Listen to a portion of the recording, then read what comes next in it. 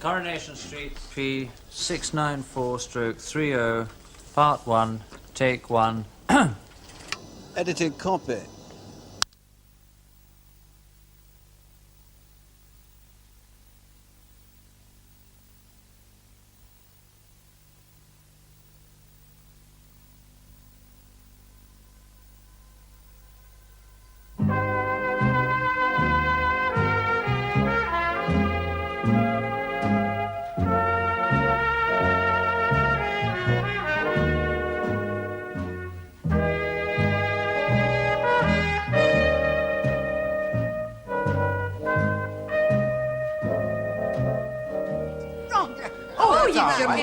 Yes, wait a minute. Oh, it is.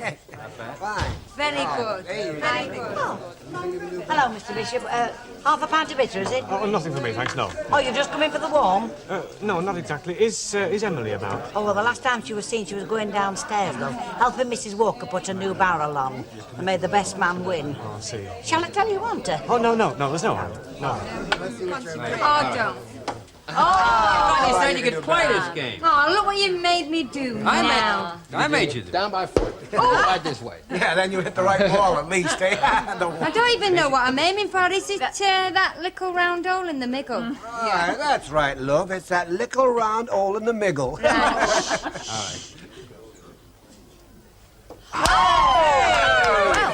what I tell you. Nothing wrong with British sport. The little American know-how can't fix it. Why British, Joe? You know, there's a softball team back in Germany that needs you badly. Oh, get off you. It's been demobbed. I'm demobbed. Hey, look, didn't I see you in Zulu? Oh, no, that's Stanley Baker you're thinking of. Mind you, we are very much alike, you know. The next time, get yourself a decent partner, love. I mean, I could beat that lot with both hands tied round my back. I remember that. Same again, love? Yes, please. Right. Guess who? Give me a clue. Oh, small, dark, ravishing. Jean Lala Brigida. Liz Taylor? Getting warm. Let's see, how are you? Oh, a bit older, a bit wiser. Oh, you're looking great. Oh, I bet you'd say that to all your ex-girlfriends. How are you, any road? Well, you know, surviving. Look, let's have a drink and a talk sometime, you know? Well, why not now? Well, I'm kind of involved right now, you know. Hey, Hewitt, get your mucky paws off my fella. You don't know where he's been. Who says I don't? Oh, yes. Tell me more, I'm all ears. Yeah, so we'd noticed. Hey, love. 18 and 6. And have one yourself. Oh, ta. Well, see you, Lucille. Now, if I see you first. Oh, heck, don't tell me they're still letting you foreigners in here. Elsie. All we need is a couple of air raid signs and a few yards of blackout material. It'll be in 1943 all over again. Oh, I wouldn't know about that. I mean, my memory doesn't stretch back that far. No, I would never have known if you hadn't have told me. Chuck? What are you drinking, Elsie? Let me buy you a drink. Well, seeing as it's you and he asked me so nicely, I'll have a large gin and tonic. Well, actually, it's not him, it's me, but... Well, go ahead. Oh, now then, how did you get on, love? Oh, I don't think I provided much more than moral support, but we did manage it eventually. There's been a member of the opposite sex in here asking about you. Pardon? Oh, Ernest. I didn't see you there. Have you been waiting long? Oh, no, only a few minutes. I was wondering, could we have a little talk? Of course. What about? Emily, can I have another gin and tonic, please? Shan't be a tick.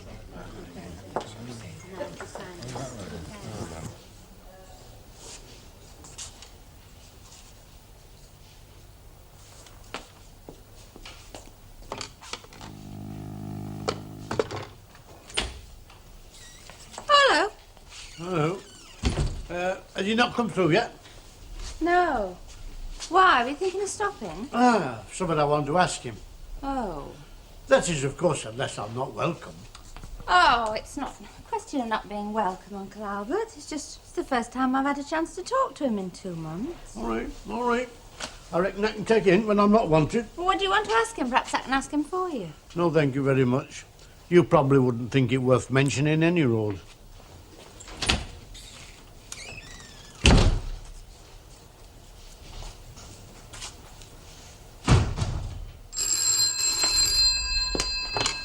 Hello? Pardon? Oh, sorry, I think you must have got the wrong number. What? Yes, we've got a directory. I'm sorry, I can't. I'm waiting for a call to come through. I said, I'm sorry, I can't. I'm waiting for a call. Oh, I'm sorry about that, but it has been rather like the charge of the Light Brigade in here tonight. Still, there does seem to be something of a lull now. Do you think we could sit down? Yes. Well, there seems to be a vacant table over there. I shan't be at it. Okay. Oh, Mr. Bishop, I didn't know you cared. Yeah. Excuse me. Of course.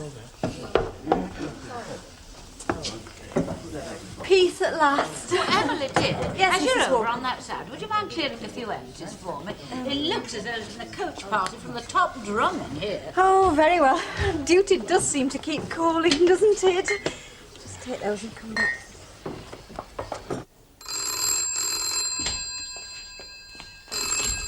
Hello?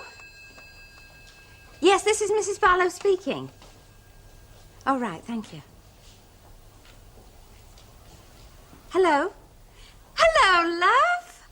How are you? Oh, I can hear you so clearly. I was wondering, shall I get the kids up? All right. I kept them up as late as I could, but they were dropping. Dropping! They were tied out, waiting for you to ring. You know what? A letter? About me? What about me?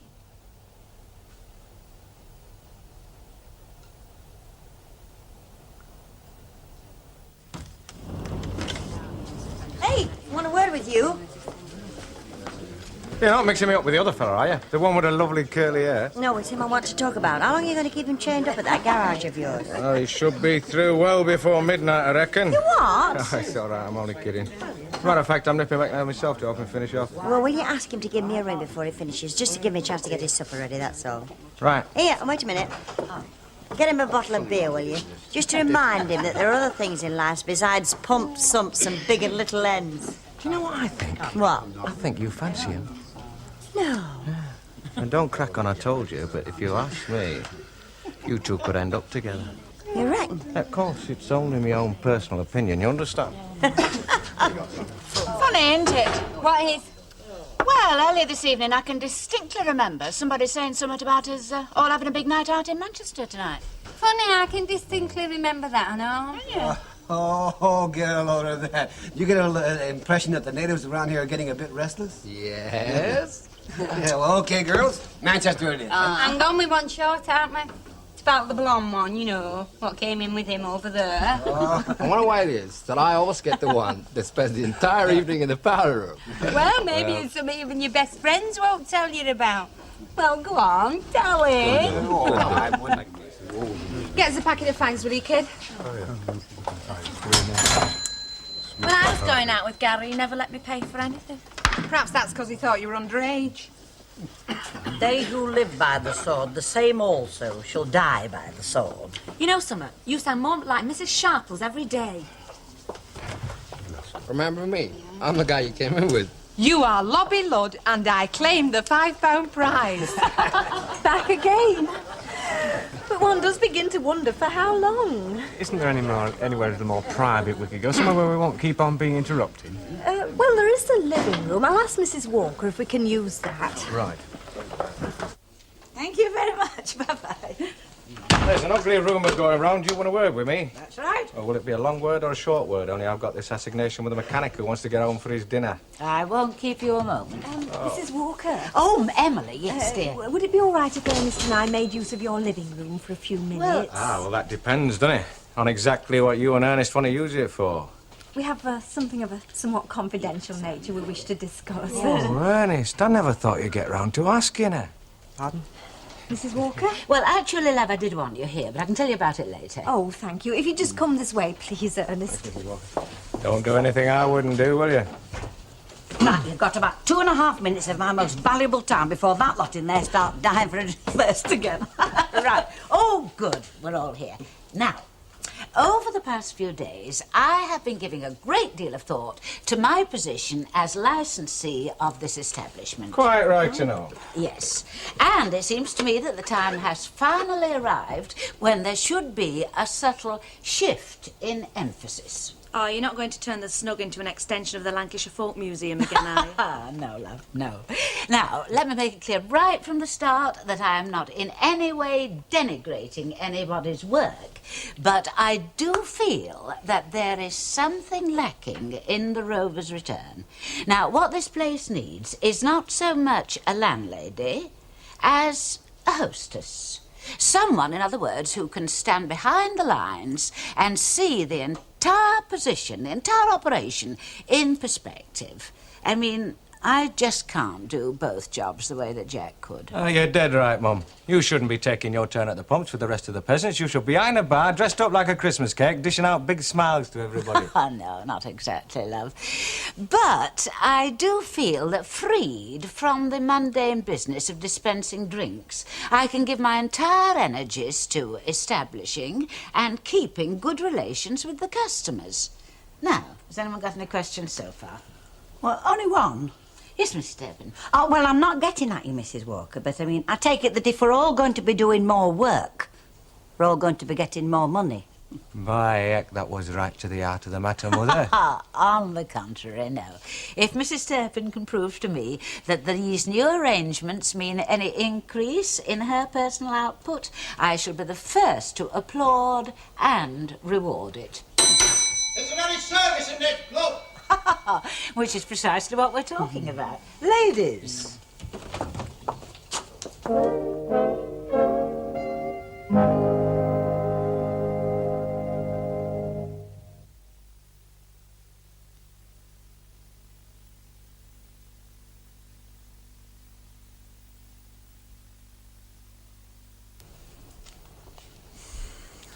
Coronation Street, piece 694/30, part 2, take 1.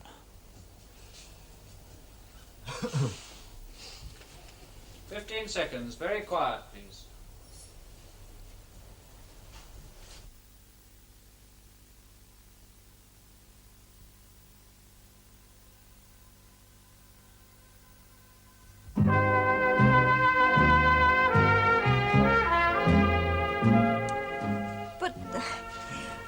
What exactly is it you're trying to tell me, Ernest? Well, as you know, Emily, I'm not just the man behind the camera in this community. No, of course not. I do have my other responsibilities at the mission, commitments that carry a certain burden of responsibility. Quite. What I'm trying to say is that the people that attend services at the mission and come and listen to me on Sundays have come to expect a certain level of conduct from me. Well, I'm sure you'd be the last person to betray such trust, Ernest. And if you ever have betrayed it, well, to err is human. Oh, yeah, quite, only it's not me I'm really on about, Emily. Oh? Well, because of our business relationship, not to mention our friendship, the people at the mission have come to think of you and me in the same breath, if you see what I mean. I'm afraid there's been some talk. About us?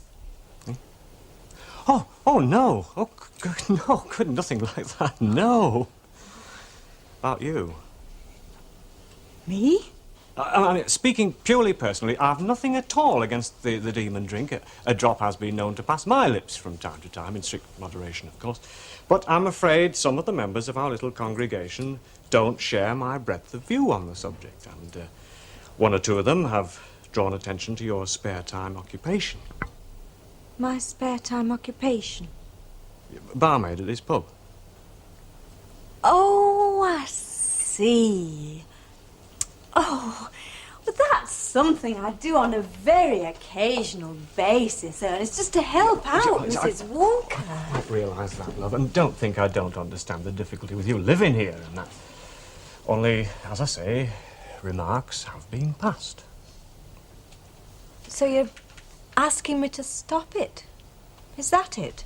I'm not in any position to ask you to do anything, Emily. All I can do is put the situation to you and leave you to make up your own mind about it.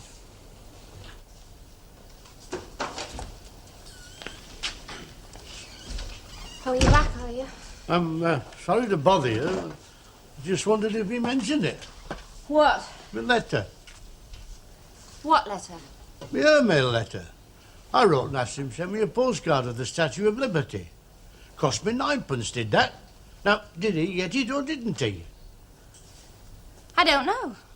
Well, did he mention it? That's all I want to know. Well, why should he mention it? I mean, why should he think I'd be interested that you'd written to him? All right, don't bite me head off. Well, not with a civil question. I suppose it's too much to expect a civil reply. Hello, Uncle Albert. Just off, are we? Hey, I take it you had a good look at that front door that you've just come through. Why? Well, in the middle of it, there's an iron thing. What they call a door knocker. Oh, is that what they call it? Yeah, you ought to try using it sometime before you come barging into other folks' houses. What's You'll that be a lot supposed better thought of. What's that supposed to mean? It can mean anything you blooming well like it to mean. What does it mean, then? Or has Raymond been a bit thick? Oh, nothing. Well, it's your friendly neighbourhood chipman again. 8 penn'orth of freshly Oh, fried... no, thanks, love. Oh, come on, be a devil and ruin your calorie I control. said no, thanks. Oh. Right.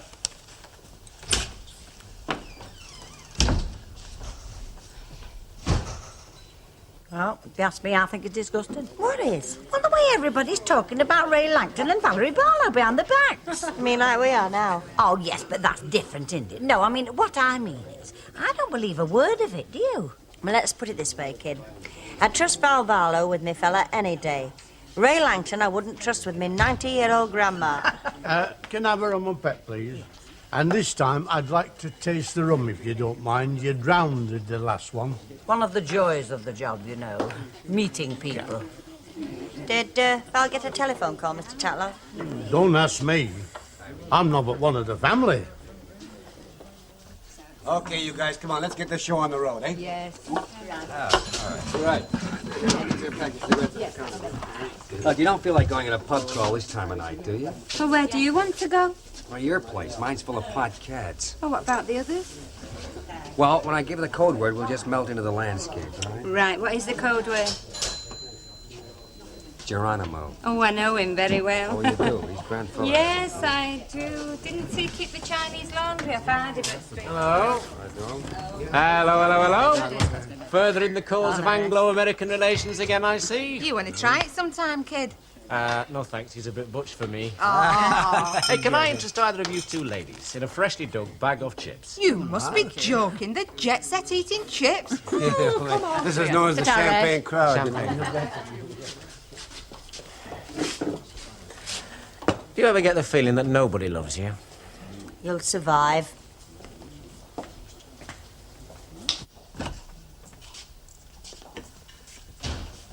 Come out with me, he says.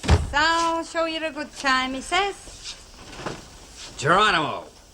What's that when it's own whiskey? Ah, that's firewater brewed from a forgotten recipe deep in the heart of Tennessee. Why, how long's Annie Walker been selling American whiskey? Well, she hasn't. I brought it with me. Oh, I see. You see what? Well, you had no intentions of going out with the others, did you? All you wanted to do was get me back here on your own. Aha, well, you see, crowds crowd me, you know? Yeah, only there goes my great American dream. What was that? Well, when I was little, my mum used to take me to the pictures, you see, to see these American films. And in them used to be Humphrey Bogart or Jimmy Cagney, you know. And every time they got a girl, they used to say, okay, baby, you stick around with me, see? I'll give you a good time, You know, so it made me mind up then that when I was a grown-up, I was going to get me one of them and all. And what happens first one I get turns out to be an homebody. Don't you believe it? I don't. You trying to get me drunk? Well, I thought we both might work at that one. Cheers to you. Cheers. What I mean is, there are the natural-born barmaids of life, and then there are the others. I'm one of the others. Oh, come now, Emily. No one has ever pressed you into service behind the bar of the Rover's Return. Oh, no, I realise that, Mrs. Walker. One might almost say I drifted into it imperceptibly. However, I never have been happy there. And having talked things over with Ernest, I've decided it just can't go on any longer. Ernest Bishop? Yes. Oh, not that he in any way tried to influence my decision, but he did rather crystallise my own hidden feelings about it. Oh, dear. I suppose you do realise that this disrupts my whole plan completely. I'm sorry about that, of course. But there does come a time in every girl's life when she simply has to say no. Why? Yes, and what do you want for your supper, then? Pâté de foie gras, steak in wine, peaches in water. I see. Well, hard luck, love, because I'm afraid you're going to have steak and kidney pudding from Jackson's Chippy and like it. Well, no, I'm not putting my penny on at this time of night. You should come home earlier. 5 minutes. OK, love. Hey, off then. Yes, love. Me ever-loving husband is about to descend on me for supper. Ta-ra, see you. Ta-ra, dear. I mean, she's another of them. Who, Elsie? Yeah. Oh, yeah, I can just see how it happened. First she got him in this half Nelson, then she threw him downstairs with his flying cross buttock. No, I'm not saying that. But what I am saying is that Elsie Tanner can no more account for her movements that night than Len Fairclough could. Well, that doesn't prove anything. And it doesn't disprove anything either. What are you pair on about now? Steve Tanner, Mr. Tatlock thinks he did him in. Look, I never said that. Well, who says anybody did him in? So they found him at the bottom of a flight of stairs. I mean, he could have been drinking or anything and just slipped. Yeah, well, that he could. But that is something we shall never know, innit? Well, let me freshen that up for you. Oh, no, thanks. I've had enough, honest. Well, come on, one more little one's not going to hurt you any, is it? No, and don't you think you've had enough for one night? I never had enough. Of anything. Oh? Anybody ever tell you that you are a pretty spectacular-looking broad? Oh, yeah, all the time. It got so bad once, you know. My mum had to tell me about it just to stop it going to my head. You're sort of sensational, you know. You're sultry and you're challenging. Aye, what's Vanessa Redgrave got that I haven't apart from goose flesh all the year round? No, I mean it, Irma. You really get to me, you know. Do you mean me or that buckle of Southern Comfort?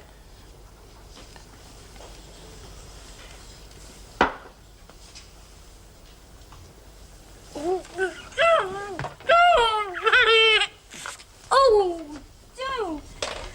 Oh, coming back here is one thing, but being treated like a 6-course rotten dinner's another. I think you better get your coat on and go.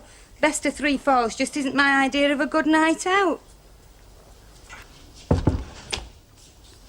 Can I come in? Yeah, if you want. Well, it was just that we found we had one steak and kidney pudding too many, and we thought you might like to come over for supper. Oh, come on, Elsie, you can do better than that. You what? If you're fishing for news from New York, it's like that song says. The Bronx is up and the battery's down. Who's fishing? Well, you are, aren't you? Look, if I want to ask about Ken, I'll come right out and ask about him. I don't have to fish. I take it you've had your telephone call. Yes, I have. Well, whatever it was that he said to upset you, and I don't want to know, don't take it out on your friends. You don't have that many friends to spare. Oh, Elsie, just...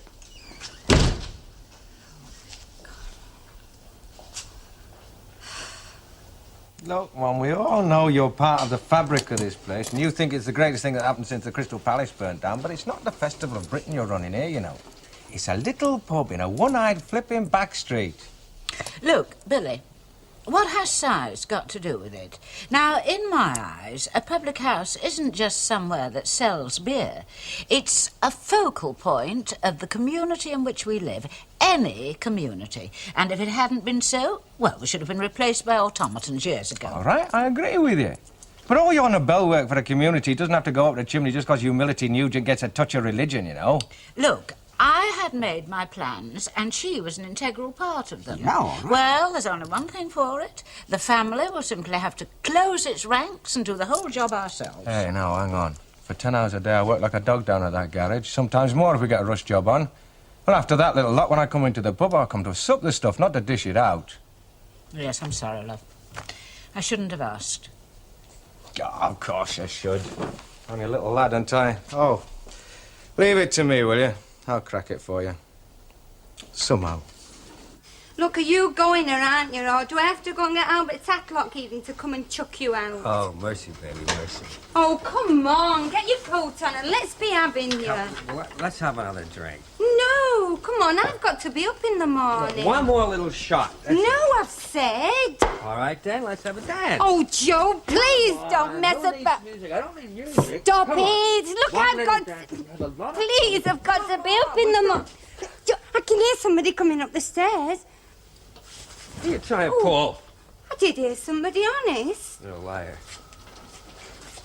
You're lying. There's nobody coming up those stairs. You know what I'd do if there was? I'd push him right back down again. Goodbye, Stevie. Goodbye, Stevie boy. Oh, you didn't know about that, did you? Well, nobody did. Only me and Stevie. Elsie Tanner's golden-haired little boy. Top Sergeant Stevie boy? Tanner. Oh, you just